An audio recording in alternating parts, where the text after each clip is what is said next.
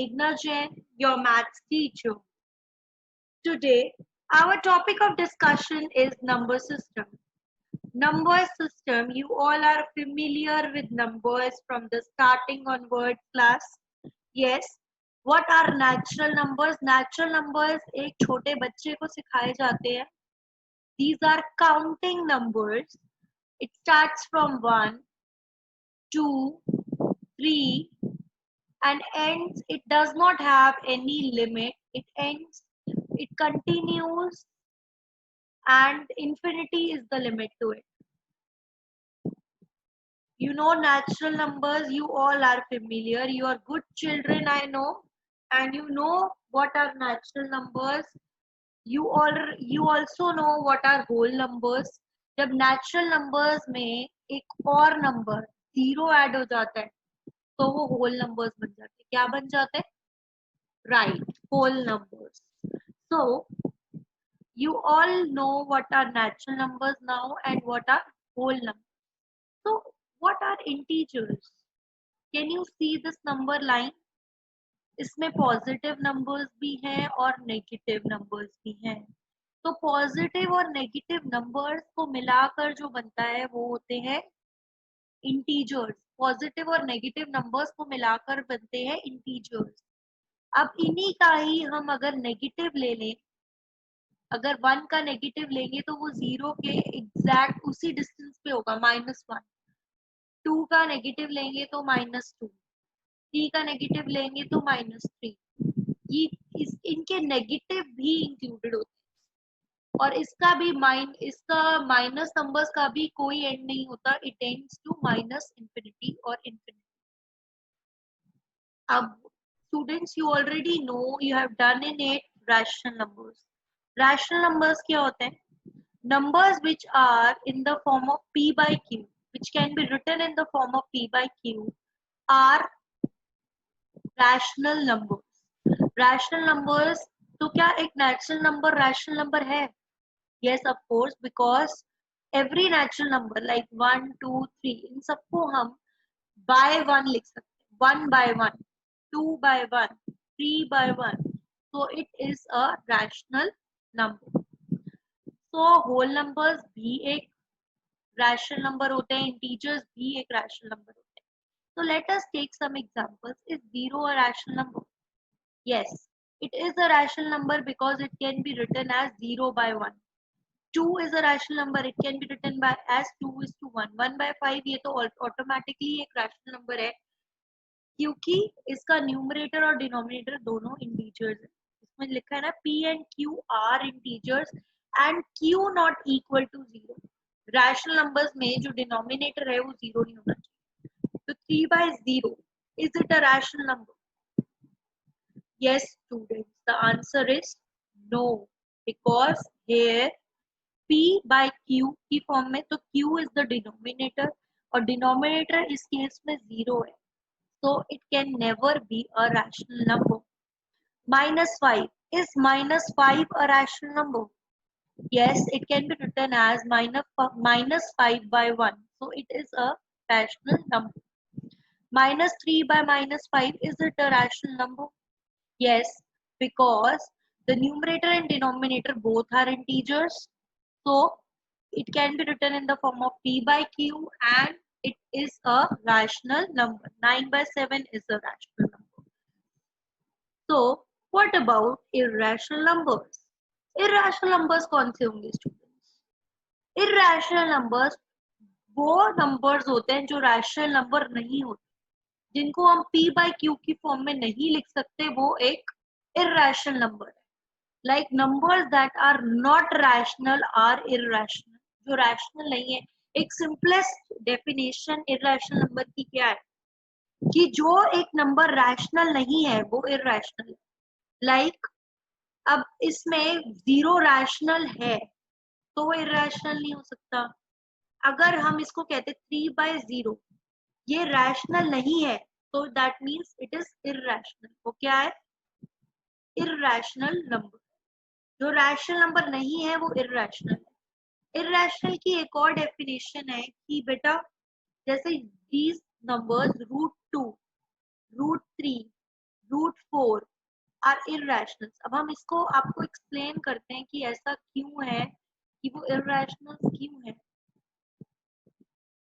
देखिए पाई की वैल्यू है, ये टर्मिनेट नहीं हो रही, चलती जा रही है, चलती जा रही है, चलती जा रही है। √2 की वैल्यू आप सबको पता है कि √2 की वैल्यू कैसे निकलती है, ये हम लॉन्ग डिविजन मेथड से निकालते हैं। अब इस √2 की वैल्यू आपके पास आ रही है 1.4142, इट कंटिन्यूज 1.73, √3 की वैल्यू देखिए। अगर आप √3 की वैल्यू कैलकुलेट करेंगे तो आपके पास समवेयर अबाउट यही आएगी। 1.2 is it a rational number? Because 1.2 को हम लिख सकते हैं 12/10, तो p बाई क्यू की फॉर्म में लिख सकते हैं, तो ये रैशनल नंबर है। This is a rational number. √4 एक रैशनल नंबर है या नहीं है? एक रैशनल नंबर है, क्योंकि इसको हम 2 इंटू 2 लिख सकते हैं। जब स्क्वायर रूट होता है तो जब हमारे 2 के पेयर्स आ जाते हैं तो ये बाहर आ जाते हैं। तो 2 is equal to √25 is equal to 5, √125 is equal to 5 √5। √5 है इसके साथ, तो ये इरेशनल है क्योंकि √5 है और √5 इज अ इरेशनल नंबर। अभी हम आपको बताएंगे कि इरेशनल नंबर ये क्यों है, दैट इज द क्वेश्चन। अभी आपको ये पता चला है कि जिनको जो इंटीजर्स की फॉर्म में नहीं आता वो इरेशनल होता है, right? √3 √5 all these are irrational numbers. पर ये इरेशनल क्यों है, that you will come to know later on. अच्छा, अब क्लास आपके पास यहाँ पर कुछ क्वेश्चंस हैं, लाइक स्टेट ट्रू और फॉल्स। आपको बताना है कि ये ट्रू है या false. Every whole number is a natural number. Every whole number क्या होते हैं? जो जीरो से स्टार्ट होते हैं, 0 1 2 3 4। हर होल नंबर क्या नेचुरल नंबर है? आप सोचिए होल नंबर कहाँ से स्टार्ट होता है? जीरो से। तो जीरो क्या नेचुरल नंबर है? नहीं। अभी मैंने आपको बताया था कि होल नंबर में एक नंबर एक्स्ट्रा होता है natural number, that is zero. So no, zero is a whole number but not a natural number. Zero whole number है बट नेचुरल नंबर नहीं है। Every integer is a rational number. क्या हर integer एक rational number है? Every integer is a rational number. अभी मैंने आपको ऊपर डिस्कशन में बताया है कि numbers which can be written in the form of p by q are rational numbers। तो क्या हम हर इंटीजर को p by q की फॉर्म में लिख सकते हैं? क्योंकि हम हर इंटीजर को, कोई भी इंटीजर है जैसे 5 है, इसको हम लिख सकते हैं 5/1, so it can be written in the form of p by q, so it is a rational number। every integer is a rational number is a true statement because her integer को, आपको बताया मैंने integers क्या होते हैं, -5 -5 को हम लिख सकते हैं रैशनल नंबर की फॉर्म में, -5/1। every integer can be written in the form of a rational number, so every integer is a rational number, that is correct। that is, you don't need to give any example where the statement is true, you only need to give examples where statement is false। जब statement false होती है तो examples देंगे class, but जब true होगी तो सिर्फ आप true लिख देंगे, और false होगी तो आप बताएंगे क्यों false है। इस चीज पे ये कंडीशन अप्लाई नहीं होती, आप ये क्लैरिफाई करेंगे। तो next, let's come to the next question.